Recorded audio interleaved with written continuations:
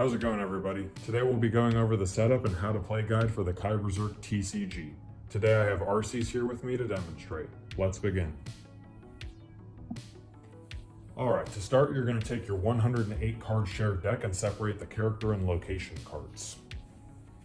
Location cards can be identified using the location marker on the back of them. There are 7 location cards total in the deck, so you'll take your locations here. Go ahead and separate all of them into their own little pile. And then you want to find your character cards.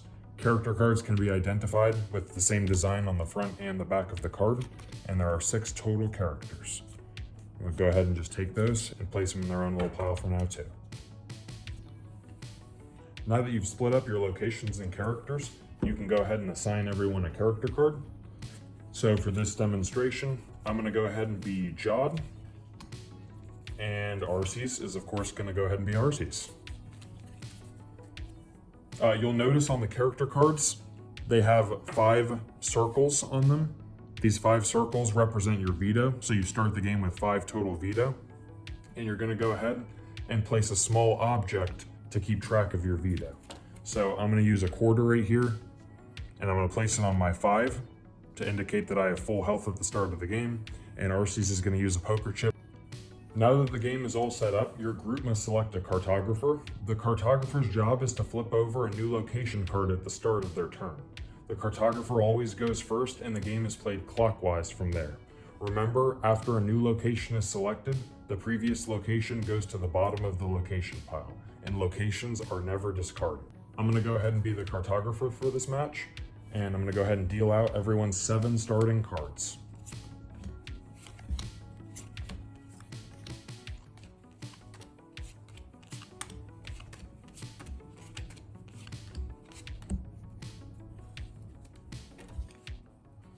Place your deck in the middle there, and then kind of get everything just all nice and neat. Put our locations right off here to the left.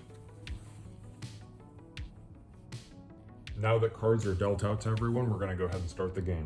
There are 3 things that you can do on your turn. You can use your innate attack to try to do some damage to another player. You can play any number of normal cards from your hand, or you can go ahead and just end your turn by draw.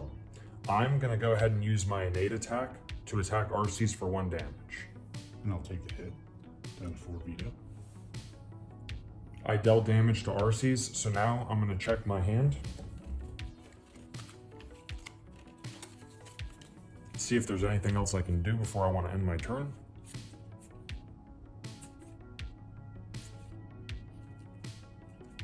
And I'm not feeling it, so I'm going to go ahead and just end my turn by draw. Now that I drew, it's Arceus' turn. All right, I'm going to start off by attacking. And I'll go ahead and use a block. I'll play down an Arctesian Spear to attack again. I'm going to cancel your spear with a bola. And destroy that with an explosive charge. I'm going to go ahead and use Jury Rig to clone a heavy bola. All right, and I'll just let it slide. Save cards. And that was an example of card burn. Arceus and I each burned through a couple cards in order to get an advantage. In this demonstration, I was the victor, and Arceus' original Arctesian Spear attack is cancelled, so no damage is done to me. So I'm ending my turn with a draw. It's my turn again. Now, as you play the game and it continues on, events cards will slowly rise to the top of the deck. I'm going to attack it. I will block that with a spear. Fall. And I'll take it. I'm going to discard a bola, draw another. I'm going to go ahead and recon sabotage, take 6 top 6 cards of the deck. Oh shit. For a bola. I'm going to attack you. After again. I'll bola that berry. You fucking beam demonstration video. I'll last stand and sacrifice 1 veto to do you 1 veto. Critical. And then I'm going to go ahead and end my turn with a draw. Oh shit, the colon is lifted. Here we have our first event card, the colon. When an event reaches the top of the deck, it activates immediately, and all players must participate. The person that caused it to be revealed should read the card aloud for all players to hear. Death Vote. Discard any number of cards in front of other players. The player with the most cards placed in front of them dies. If there is a draw, all players die. Survivors, draw 3 cards.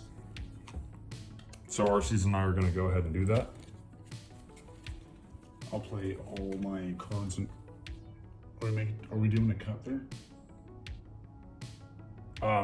Yeah. Oh, my bad. I'm gonna go ahead and place all of my cards in front of Arcee's. 4. Place 3 down. Not enough.